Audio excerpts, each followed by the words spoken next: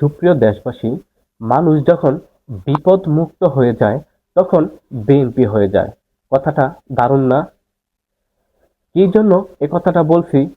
BNP কিন্তু মজলুম দল ছিল।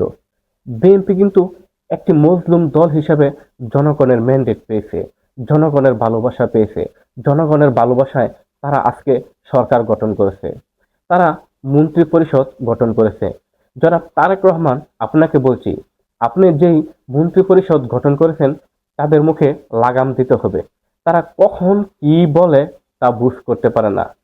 এই ঠিক একই সিস্টেমে কিন্তু শেখ হাসিনার মন্ত্রী পরিষদ আবোল তাবোল কথা বলতো। তাদের এই আবোল তাবোল কথা বলায় মানুষ কিন্তু বিরক্ত বোধ করত। বিরক্ত বোধ থেকেই কিন্তু তার প্রতি ভালোবাসা দূরে সরে যায়। দূরে সরে যাওয়ার কারণে কিন্তু তাকে দেশ ছাড়তে হয়। তা আপনার মন্ত্রী পরিষদও কিন্তু ঠিক সেম একই কাজ করছে।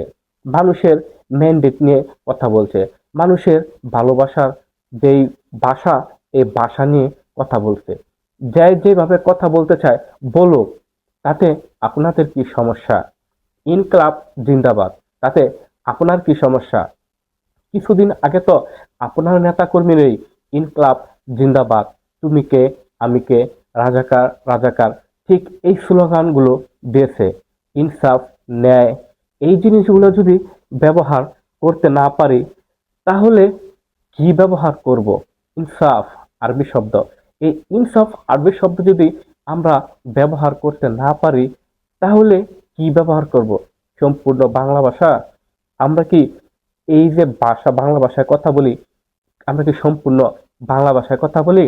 এখানে কত মিশ্রিত ভাষা আছে, উর্দু, ফার্সি, আরবি, বাংলা, ইংলিশ, মিশ্রিতভাবে আমরা কথা বলি।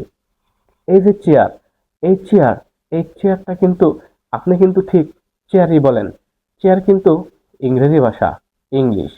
তো আমরা চেয়ার, এই চেয়ার কিন্তু বাংলা ভাষা হলো কেদরা, আমরা কয়জন কেদরা বলি। তো এই ভাষা নিয়ে যদি চুলকানি হয়, চুলকানি ওঠে, তাহলে কিন্তু শেখ হাসিনার মতো চুলকানির মলম লাগিয়ে দেওয়া হবে।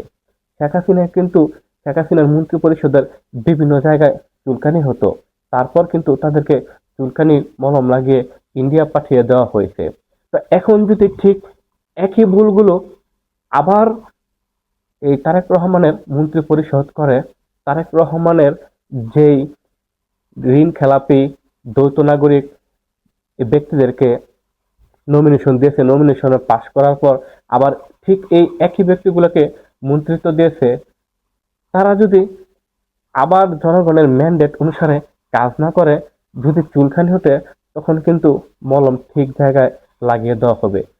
ছাত্র জনতা কি ভাষায় কথা বলবে, কি ভাষায় স্লোগান দেবে, সেটা তার একান্ত ব্যক্তিগত ইচ্ছা। আপনার যদি আবার চুলখানি ওঠে তাহলে পালানোর জন্য ব্যাগ গুছিয়ে রাখেন, রেডি থাকেন। আপনারা কোথায় পালাবেন আপনারাই ভালো জানেন। রেডি থাকেন পালানোর জন্য।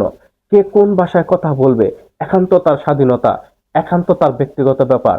আপনাকে কে বলে দিয়েছে যে এই ভাষা বলা যাবে, এই ভাষা বলা যাবে না, ইনকলাব বলা যাবে না, ইনকলাব বাংলা ভাষা নয়? আপনি কতটা বাংলা ভাষায়, শুদ্ধ বাংলা ভাষায় কথা বলেন, এটা দেখার আছে। আপনি কতটা শুদ্ধ বাংলা ভাষায় কথা বলতে পারেন, এটা জানার আছে। কে কোন ভাষায় কথা বলবে তা নিয়ে আর কোনোদিন কথা বলবেন না। প্রথমবার সাবধান করে দেওয়া হলো। আর না হলে ব্যাগ গুছিয়ে রাখেন, আপনাদেরকেও পালাতে হবে। ইনকলাব জিন্দাবাদ।